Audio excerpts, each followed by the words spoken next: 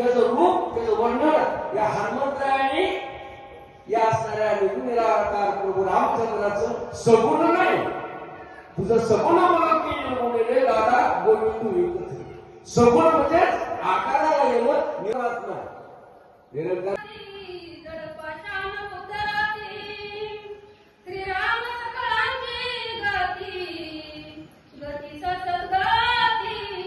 मनुष्य जन्म तुम्हाला देशासाठी दिलाय. अरे पाहुणे मनुष्यपणा न सगळ्यात ज्ञाना लाल महाराजांनी सांगितलं की गाणं आहे पण बिगर शक्तीचं आहे. तसं कशामुळं तर आपल्याला भगवंताची भक्ती करण्यासाठीच मी कोण आहे हे जाणण्यासाठी आपल्याला शक्ती दिली. अहो प्रभू रामचंद्राने काय झालं?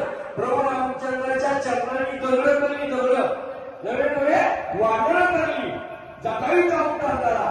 आपल्याला कारण आहे की आपण विषय सुखामध्ये उठलो गेलो म्हणून आपली अवस्था झालेली आहे. म्हणून रामच जीवन आहे, रामच सगळं आहे. अरे एका ठिकाणी सांगितलं तुकोबारांनी राम म्हणता रामच वैशे परी वैष्णवी पदवी. अरे देव भावाशी केलं की देवाचे म्हणून देव आपणच ब्रह्म हे या ठिकाणी सांगितलं आहे.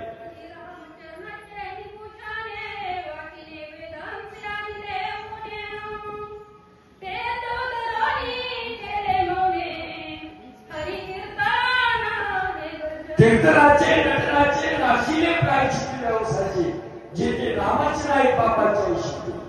अहो या प्रभू रामचंद्राचं वेदाने वर्णन केलं. नवे नवे शेषाचं सुद्धा वर्णन करताना शेषाची जीव गमावली गेली.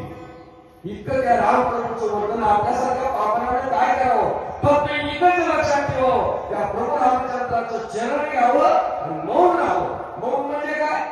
आता सांगितलं मला येत नाही, अजिबात येत नाही तुम्हाला.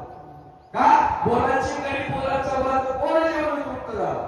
आयुष्य गेलं तरी आपल्याला त्या प्रभूचं दर्शन नाही, साक्षात्कार नाही. आता आपण हरिपाठ कीर्तन असेल प्रवचन असेल या गोष्टी साधन आहे पण आपलं कसं झालं? साधनालाच साध्य म्हणायला लागलो.